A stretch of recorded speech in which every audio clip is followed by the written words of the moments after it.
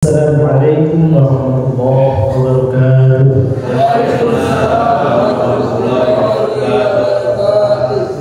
Alhamdulillah wassalatu wassalamu ala Rasulillah wa ala alihi wa sahbihi wa man walah. La haula wa la quwwata illa billah. Amma ba'du. Rabbi shrah li sadri wa yassir li amri wahlul 'uqdatam min lisani yafqahu qawli. Amin.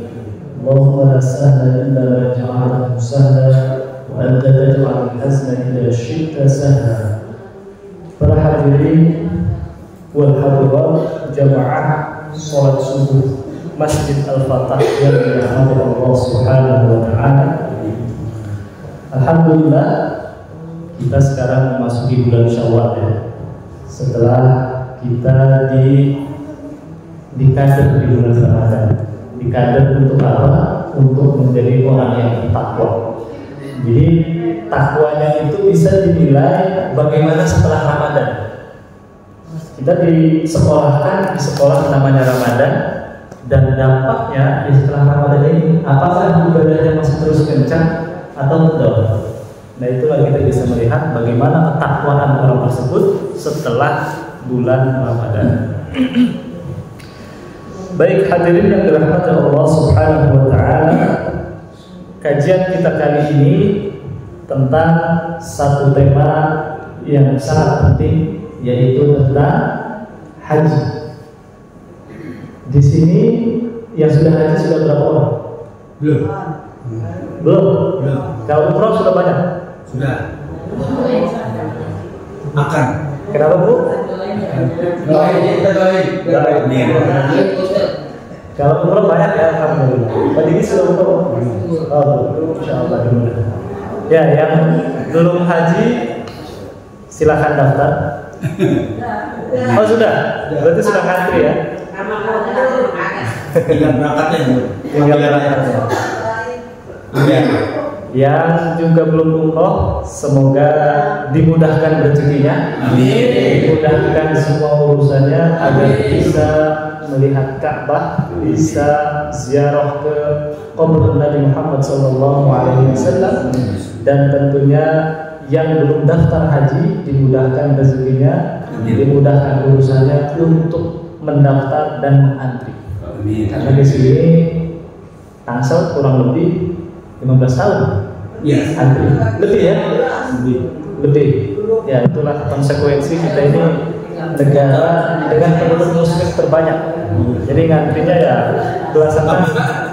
Mudah-mudahan umur kita diberikan keberkahan panjang sehingga kita bisa berangkat untuk menunaikan ibadah haji. Amin. Saya tahadus binikmah menceritakan sekilas alhamdulillah haji tahun 2015. Karena kebetulan saya mahasiswa di sana, mahasiswa di Yordania. Jadi setiap musim haji itu Kementerian Agama pasti membutuhkan mahasiswa untuk mutarjim, untuk menerjemahkan. Karena seluruh, misalkan dari keamanan, polisi, TNI, kesehatan, para dokter, staf-staf Kementerian Agama dibawa ke sana untuk ngurusin haji. Tapi ketika berurusan dengan orang Arab, tentu harus butuh orang yang bisa bahasa Arab.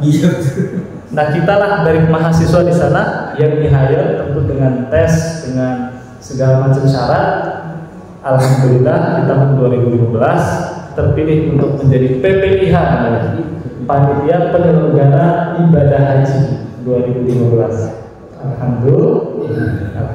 Semoga bapak-bapak dan ibu-ibu semuanya yang hadir di sini dimudahkan untuk bisa melaksanakan ibadah haji dan berkunjung ke kubur Nabi Muhammad SAW. Kita langsung masuk ke pembahasan. Pembahasan kita ini adalah tentang haji. Jadi sebelum kita membahas masalah haji ini, harus membayangkan apa yang saya jelaskan seolah-olah Bapak ada di sana, Ibu ada di sana.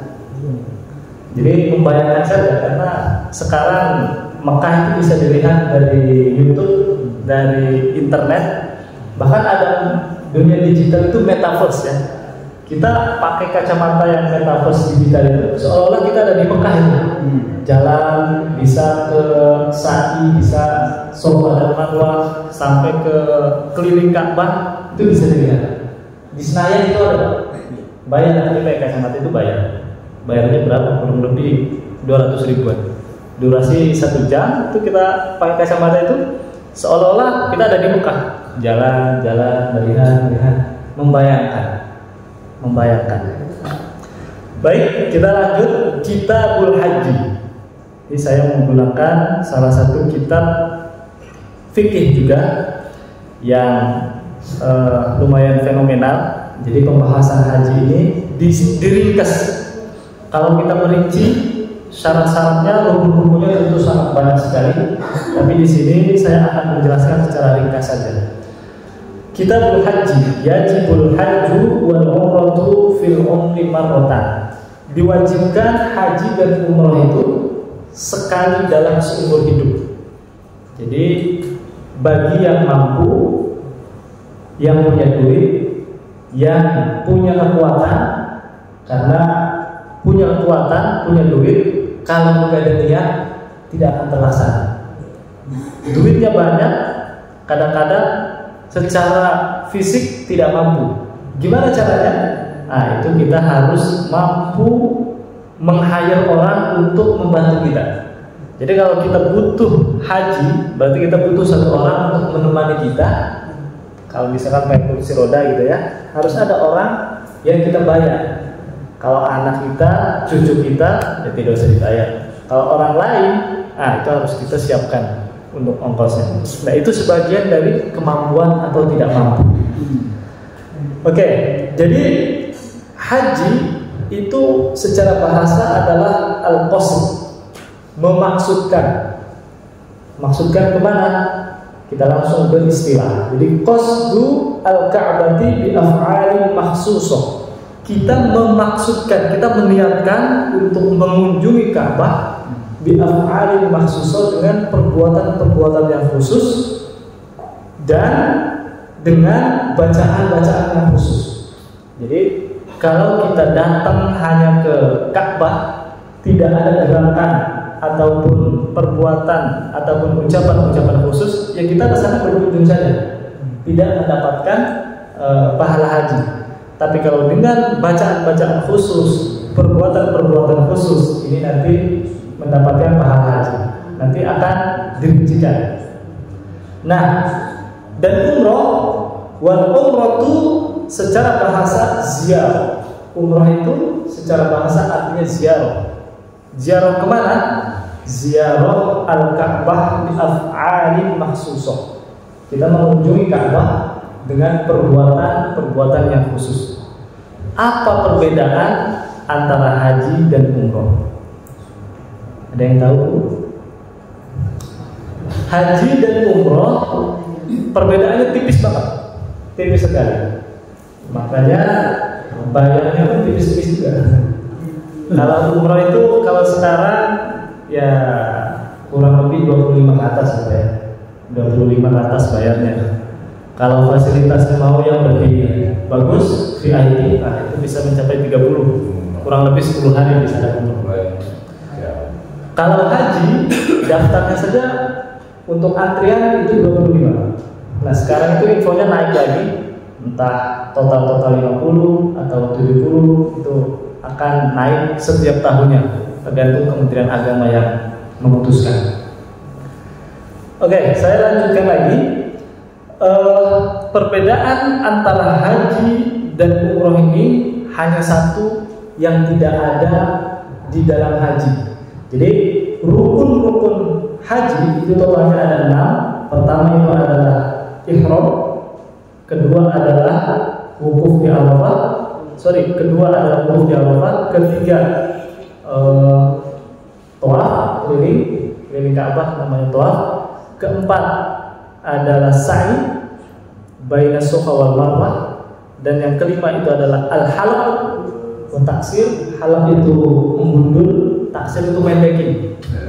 Silakan. Ya. Ini dari jamaah sholat al-muhajirin ya, orang-orang yang hijrah. Orang-orang yang hijrah. Ya, saya lanjutkan. Perbedaannya hanya satu. Kalau haji itu totalnya ada 6. Saya ulangi: ihram, wukuf di Arafah, tawaf, terus sa'i baina Safa wal Marwah, sa'i di antara dua bukit Safa dan Marwah. Yang kelima adalah halaq, nyukur rambut, dan yang keenam adalah tartib. Tartib ini harus berurutan. Kalau di umroh, semua rukun haji itu masuk kecuali satu, yaitu wukuf di Arafah. Karena wukuf di Arafah itu adanya di tanggal tertentu doang. Kalau kita umroh, bebas waktunya kapan saja, hari apa saja, mau bulan Ramadan, mau bulan Syawal, Sya'ban, silahkan. Tapi kalau haji, kita tidak akan bisa memperolehnya kecuali pas di tanggal 9, 10 Zulhijjah. Dalam artian di sini harus ada wukuf di Arafah. Wukuf itu dimulai dari tanggal 9. Jadi wukuf di Arafah itu mulai dari tanggal 9 Zulhijjah, zuhur, mulai pada zuhur sampai sebelum subuh. Sebelum subuh kita harus masuk ke namanya padang Arafah. Apa itu padang Arafah? Kita tunggu penjelasan. Saya lanjutkan. Sebelum saya masuk ke rukun-rukun terkait dengan haji dan umroh yang tadi, saya akan masuk ke salah satu hadis Nabi Muhammad SAW bahwa yang namanya haji ini memiliki satu kelebihan yang mana tidak sama seperti ibadah-ibadah yang lain. Berbeda dengan sholat, puasa, zakat, dan haji. Semua punya keutamaan dan kelebihan masing-masing. Nah, keutamaan haji ini adalah bisa menghapus dosa-dosa sekali. Kita ibadah haji sekali bisa menghapus dosa-dosa besar dan juga dosa-dosa kecil. Dosa-dosa besar contohnya mencuri, minum-minum khamar, berzina, ya dosa-dosa besar. Dosa-dosa besar itu kita melihat tanda-tandanya itu larangan-larangan yang secara langsung dari Al-Quran. Itu kita melihat itu adalah dosa besar. Kata Al-Quran, as-sariqu was-sariqatu faqta'u aydiyahuma. Jadi pencuri, laki-laki pencuri perempuan itu tangannya dipotong. Nah, itu larangan dalam Al-Quran. Maknanya kalau ada yang mencuri berarti dia melakukan dosa besar. Nah, kalau dosa kecil adalah dosa yang kelihatannya sepele, kelihatannya simpel, kelihatannya itu sederhana. Kita berbohong yang terhadap hal-hal yang sepele itu juga masuk dosa kecil. Kalau perkaranya ini sampai masuk ke urusan-urusan yang mendatangkan mudarat yang besar, ini bisa menjadi besar. Membiarkan makanan mubazir itu juga termasuk dosa-dosa kecil. Hati-hati. Nah, dosa-dosa kecil ataupun dosa-dosa besar yang kita lakukan selama hidup puluhan tahun atau bahkan yang masih muda belasan tahun, kalau kita melakukan sekali haji itu bisa terhapus. Man hajja falam yarfus walam yafsuq kharaja min dunubihi kayauma waladat ummuhu. Siapa saja yang berhaji falam yarfus dan dia tidak melakukan pelanggaran dalam aturan-aturan haji itu, dia tidak. Jadi orang kalau sudah berihram di sana, niat ihram itu dimulai, ada yang ketika di pesawat itu ketika pesawatnya melewati Bir Ali, Pak. Bir Ali. Jadi di sana ada satu tempat untuk niat ihram. Mandi, bersih-bersih, nah di situ mulai niatnya. Ada yang kita langsung ke tempat Bir Ali itu. Bir Ali itu salah satu seperti tempat kayak transit, tapi ada masjidnya, ada kamar mandinya, ada taman-tamannya. Nah dari titik situ kita mulai ihram. Nah setelah ihram itu banyak aturan-aturan. Kita tidak boleh memotong kuku, tidak boleh memakai pakaian yang berjahit bagi laki-laki. Bagi laki-laki tidak boleh pakai peci. Perempuan boleh pakai berjahit mukanya tapi jangan ditutup. tidak boleh berjima, berhubungan suami istri selama ihram. Bukan berarti selama kita haji tidak boleh berhubungan. Boleh, tapi setelah selesai melakukan rangkaian acara. Karena rangkaian acara itu selesai itu kurang lebih di hari tasyrik. Di hari tasyrik itu sudah selesai. Kalau kita mau buru-buru menyelesaikan, setelah itu boleh. Bagi yang berangkatnya suami istri silahkan. Kalau masih bujang ya sabar dulu. Ya. Salah satu kelebihannya itu bisa menghapus dosa-dosa besar dan juga dosa-dosa kecil. Lanjut ke syarat. Bagaimana, apakah semua orang melakukan haji itu bisa memperoleh pahala tersebut? Pahala yang apabila dilakukan haji itu dapat langsung otomatis bisa menghapus dosa-dosa besar dan kecil. Ternyata syaratnya yang pertama adalah antakuna niyatuhu khalisatan lillahi ta'ala. Pertama adalah niat ketika kita ingin berhaji itu harus ikhlas lillahi ta'ala. Karena kalau suatu perbuatan yang dilandaskan dengan niat selain kepada Allah Subhanahu wa taala, apalagi mohon maaf riya, pengen dipuji, itu kita bukannya dapat pahala, itu dapat dosa. Kita niat sholat jamaah nih, niatnya pengen dipuji sama mertua, bisa. Kita niatnya itu bagus, niat untuk sholatnya bagus, tapi ketika dalam perjalanan setan tiba-tiba membisiki, di situ ada mertua lu tuh, coba rukunya dilama-lamain, atau sujudnya dilama-lamain. Atau kalau imam, coba bacaannya di lagu-lagu biar dipuji gitu ya. Itu yang tadinya pahalanya bagus, kalau ada unsur-unsur riya, itu disebut dengan syirkul asghar, syirik yang kecil, karena melandaskan niat bukan kepada Allah Subhanahu wa taala, tapi kepada manusia. Nah, yang pertama itu antakuna niyyatuhu khalisatan lillah. Niatnya harus ikhlas. Kedua, ayyahfadhu nafsahu minal fusuq. Yang tadi, jadi harus menjaga selama proses ihram sampai selesai rangkaian ibadah haji, itu harus menjaga aturan-aturan yang tadi sudah disebutkan, seperti memotong kuku, potong rambut, akad nikah, suami istri, melakukan suami istri. Ada pertanyaan, kalau misalkan bareng suami istri tapi tidak sampai melakukan berhubungan, hanya mendekati. Mendekati itu apa? Ya pendahulunya gitu ya. Apa hukumnya? Itu sama. Pendahulu itu karena dapat meningkatkan menaiknya syahwat, dan itu tidak boleh. Jadi yang tidak boleh itu bukan hanya berhubungan suami istri, tapi mukadimah juga tidak boleh. Nanti harus sabar dulu. Ketika sudah selesai rangkaian ibadah haji boleh, itu bebas. Selama walaupun berada di Mekah, berada di Madinah, atau di tempat-tempat lain. Nah, yang ketiga syaratnya itu adalah wa ayyakunal malu alladhi yatazawwaduhu li hajjihi halalan.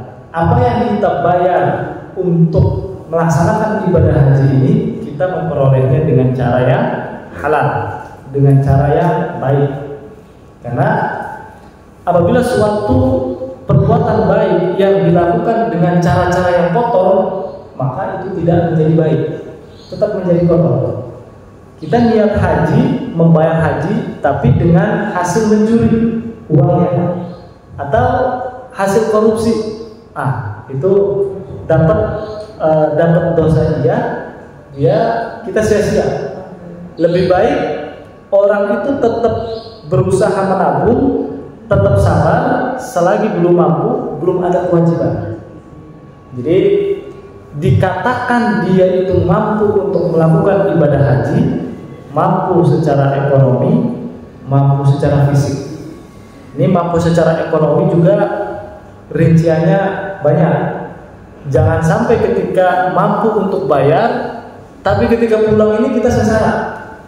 Rumah dijual, kendaraan dijual, jadi pulang ini malah nggak punya apa-apa. Itu disebut tidak mampu. Bahkan dikatakan mampu itu juga kita harus bisa menjamin orang yang ikut kepada kita. Itu tadi. Orang yang ikut kepada kita harus kita jamin dia itu di sana bisa makan, bisa nginep. Nah itu kita harus bisa membayarnya, itu disebut dengan mampu. Ada satu pertanyaan, kalau misalkan seorang anak dia sudah mencukupi uang untuk daftar haji, tiba-tiba bisa mertuanya, orang tuanya tidak mampu secara ekonomi, tapi posisinya duda, orang tuanya ini minta kawin lagi. Mana yang lebih utama? Apakah dia tetap mendaftarkan haji atau dia mengutamakan bapaknya? Karena bapaknya ini tidak mampu secara ekonomi untuk mau nikah lagi, tidak mampu. Kira-kira pilih mana, Pak? Kita tetap daftar haji atau membantu orang tua nikah lagi? Bingung ya? Saya pilih dua-duanya. Kan tapi ada. Tapi uangnya cukupnya buat satu kali pilihan, Pak. Oh, saya.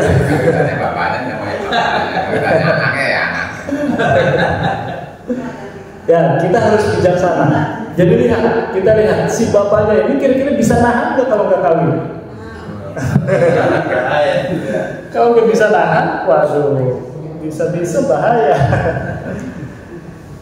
Kalau menurut saya, kalau si bapaknya ini memang sudah tidak bisa nahan, harus suruh nikah. Kita modalin kalau kita modalin, karena itu madorotnya lebih besar, madorotnya lebih bahaya.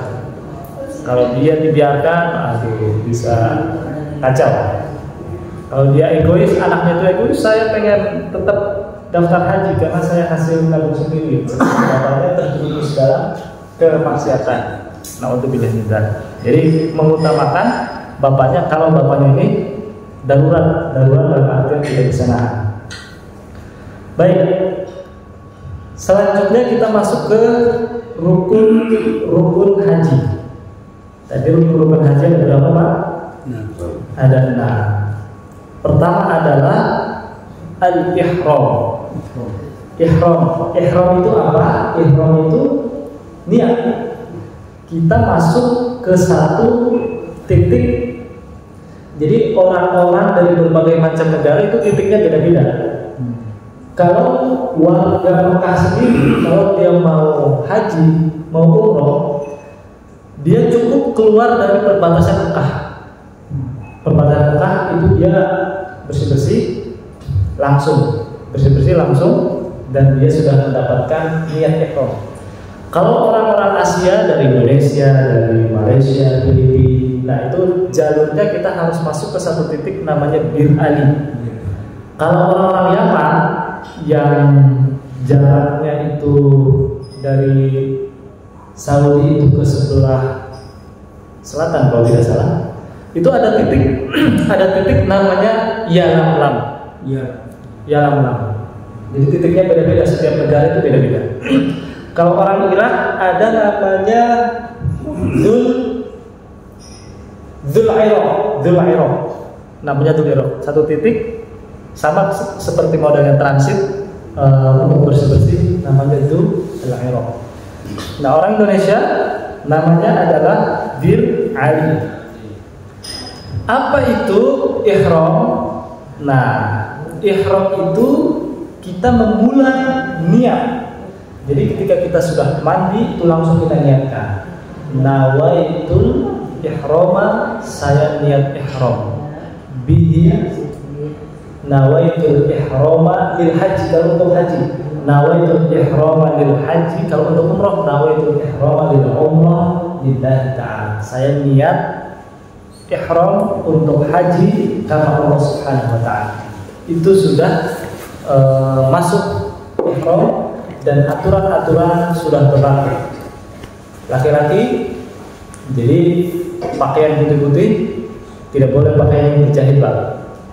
Tidak boleh pakaian berjahit ini, tidak perlu pakai daleman atas ataupun daleman bawah, itu tidak perlu. Bagaimana kalau terjadi angin kencang misalkan, gitu kita harus pintar-pintar menjaga Pak.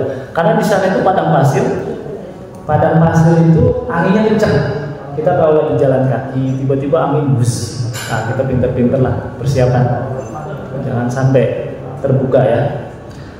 Nah, amalan-amalan ketika ihram ini tentu banyak sekali aturan-aturannya yang tadi sudah saya singgung, termasuk membunuh hewan yang ada di sekitaran Mekah, baik itu hewan darat ataupun hewan laut.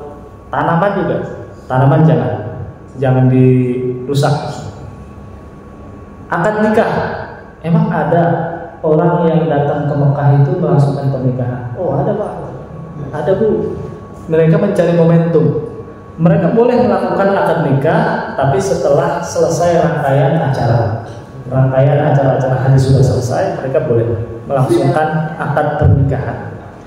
Nah, pertama itu adalah al-ihram. Kita membayangkan saja tuh, naik pesawat dari Soekarno-Hatta, nyampe ke Jeddah diantar pakai bis. Jadi ada antar jemputnya Pak. Kalau haji resmi itu ada antar jemputnya, langsung diantar lewat Jeddah dulu, dari Jeddah ke langsung Bir Ali. Bir Ali itu salah satu tempat kita membayangkan aja, transit, kita langsung mandi, kita langsung ganti pakaian. Nah dari situ kita masuk bis, langsung menuju Mekah. Nah ketika di Mekah ini ada rukun yang kedua, yaitu al-wukuf bi Arafah. Wukuf bi Arafah. Arafah itu adalah salah satu lapangan, salah satu padang. Konon dinamakan Arafah ini karena tempat bertemunya Siti Hawa dan Nabi Adam. Jadi Arafah itu artinya Arafahu, saya menemuinya, saya mengetahuinya. Artinya di Arafah itu ada namanya satu gunung itu namanya Rohmah, Jabal Rohmah. Nah di atas gunung itulah Siti Hawa dan Nabi Adam konon bertemu. Karena ketika Nabi Adam dikeluarkan dari surga, itu ada satu riwayat yang mengatakan di satu tanah yang sekarang itu dikenal dengan India. Nah jadi perjalanan dari India ke Mekah, nggak tahu naik apa, tiba-tiba bertemu dengan Siti Hawa di situ. Dan di Jabal Rahmah itu banyak sekali kepercayaan atau keyakinan kalau orang yang sulit menemukan jodoh, di sana katanya ada salah satu tiang, tulis saja namanya, maka nanti akan dikabulkan jodohnya. Makanya pas ketika saya naik, ternyata di tiang itu kurang lebih tiang gedenya segini banyak nama-nama orang. Itu banyak orang-orang yang melakukan seperti katanya jodohnya dimudahkan. Tapi kembali lagi tergantung Allah Subhanahu wa ta'ala. Kapan dilakukan wukuf di Arafah? Yaitu tanggal 9 Dzulhijjah. Setelah baina zawal syams. Pertama setelah zuhur tanggal 9 Dzulhijjah kita mulai bergegas ke Arafah. Karena Arafah itu salah satu rukun yang tidak bisa ditinggalkan.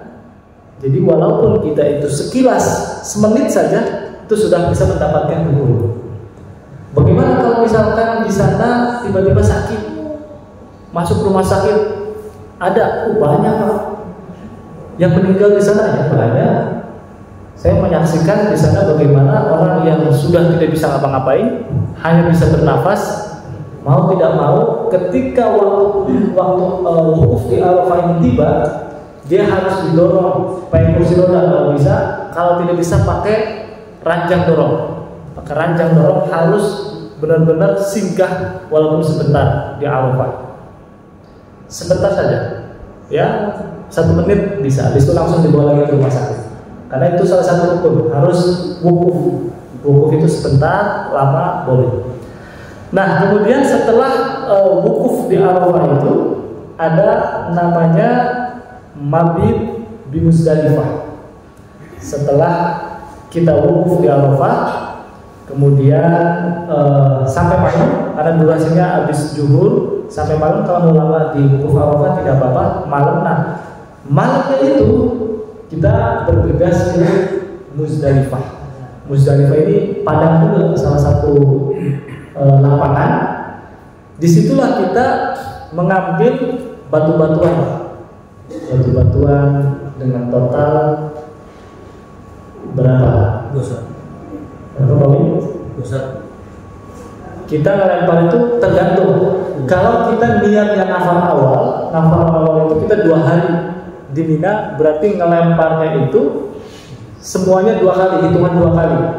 7 ada 3. Berapa? 21. Ini kalau kita 1 hari. Sedangkan minimal kita itu di sana itu 2 hari. Pilihannya itu 2 hari atau 3 hari. Berarti kalau kita ngambil 2 hari, 21 kali 2 berarti 42. Kalau kita 3 hari, berarti kita tambah lagi 21. Tapi sebelum itu kita harus menyiapkan namanya ngelempar akobah 7. Jadi ada tambahan 7. Ketika kita baru sampai di Mina, itu kita langsung melempar jamaratul akobah dengan niat ini kita melempar bisikan-bisikan setan, dan di situ kita niatkan semua bisikan, semua kemaksiatan kita buang di situ. Jadi harapannya setelah pulang dari haji kita melakukan amalan-amalan yang baik, tidak melakukan hal-hal yang buruk, karena semua niat buruknya sudah dibuang di situ. Kemudian setelah wukuf mabit di Muzdalifah, kita mabit juga di Mina. Itu tadi, di Mina ini kita ada 2 pilihan. Boleh kita 2 hari di Mina, boleh juga 3 hari. Tergantung niat. Kalau 2 hari monggo, 2 hari itu artinya ketika hari tasyrik kedua sebelum maghrib kita harus meninggalkan Mina, harus kembali ke Mekah, kembali ke hotel.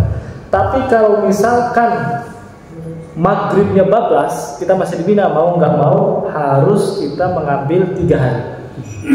3 hari. Biasanya orang-orang banyak yang hanya ngambil 2 hari. Jadi setelah 2 hari itu kondisi Mina itu sepi. Biasanya kan ramai itu ya, putih. Kita dilihat di TV itu putih semuanya. Kita menyaksikan keagungan Allah Subhanahu wa taala, bahwa yang hadir di situ adalah hamba Allah semuanya, tanpa melihat pangkat, tanpa melihat jabatan, tanpa melihat kaya ataupun miskin, tanpa melihat hitam ataupun putih, tinggi ataupun pendek. Di situ kita sama, statusnya adalah hamba Allah Subhanahu wa taala. Oke. Saya selesaikan rukun, baru ke tanya jawab. Yang ketiga adalah tawaf. Tawaf bil bait. Tawaf ini dilakukan 7 kali putaran berlawanan dengan jarum jam. Berlawanan dengan jarum jam. Kalau jarum jam itu dari mengarah ke kanan ya, perputarannya mengarah ke kanan. Nah, kalau tawaf itu dilakukan kita berjalan mengarah ke kiri. Mengarah ke kiri, dimulai dari Hajar Aswad. Nah, itu 1 putaran dinilai Hajar Aswad ketemu dengan Hajar Aswad itu disebut dengan 1 putaran. Kemudian setelah tawaf di bait atau di Ka'bah, yang keempat adalah sa'i baina Safa wal Marwah. Jangan salah memahami. Jadi sa'i ini kita menghitungnya dari Safa ke Marwah, Marwah ke Safa itu 1. Itu dihitung 2. Jadi sa'i ini kita dihitung dari bukit Safa ke Marwah itu 1. Safa Marwah sekali jalan itu 1. Dari Marwah ke Safa itu 2. Jadi 1, 2, 3, 4, 5, 6, 7. Berangkat dari Safa berarti diakhiri di Marwah. Itu dalam sejarahnya gimana istrinya Nabi Ibrahim mencari air ya, mencari air untuk anaknya. Dia mencari dari bukit Safa sampai ke Marwah tidak menemukan. Kemudian di putaran yang ke-7 ternyata air itu keluar dari kaki anaknya Ismail dan air itu keluar sampai sekarang, disitulah terjadi sumber air Zam-Zam. Sekarang sumber air Zam-Zam itu di keramik itu di sana, jadi atasnya ditutup, pintu masuknya ada bisa melalui sekretariat Masjidil Haram. Kalau kita mau masuk ke dalam sumur itu ada pintunya, tidak bisa sembarangan, harus izin. Nah, setelah sa'i itu adalah al-halq wa taksir. Bagi perempuan itu cukup taksir saja, dipendekkan minimal 3. Nah, bagi laki-laki diutamakan halak itu gundul, pakai apa namanya, kerokan atau silet, dikerok habis. Itu lebih afdal, lebih utama. Makanya orang-orang haji itu kebanyakan pulang-pulang gundul karena mereka ngambil al-afdaliyah, ngambil keutamaan. Bagaimana kalau kita hanya menggunting 3 helai rambut saja, itu sah juga. Tapi kita kalau ngambil utama harus gundul ya. Nah, yang keenam, rukun yang keenam adalah at-tartib. Tartib itu urutannya harus sesuai, mulai dari ihram, terus wukuf di Arafah, setelah wukuf di Arafah tawaf, setelah tawaf sa'i, setelah sa'i cukur, setelah cukur tangan. Jadi urutan itu harus sesuai, tidak bisa yang belakang dikedepankan atau yang di depan dikebelakangkan, itu tidak bisa. Nah, ketika rukun-rukun itu kita melakukan dengan secara sempurna dan tidak melakukan pelanggaran-pelanggaran, maka disitulah pulang-pulang insya Allah seorang yang berangkat haji pulang-pulang mendapatkan pahala haji yang mabrur. Haji yang mabrur itu apa? Haji yang pahala hajinya diterima dan dampaknya terlihat ketika dia sepulang dari haji. Kalau ada orang yang berangkat haji senang, pulang-pulang dia malah ibadahnya rusak, itu ada kemungkinan hajinya ini bermasalah, ada cacat, ada rukun-rukun yang tidak dilakukan secara sempurna. Saya kira ini yang dapat saya sampaikan sebagai pembahasan, karena selanjutnya lebih menarik ke tanya jawab. Monggo silakan.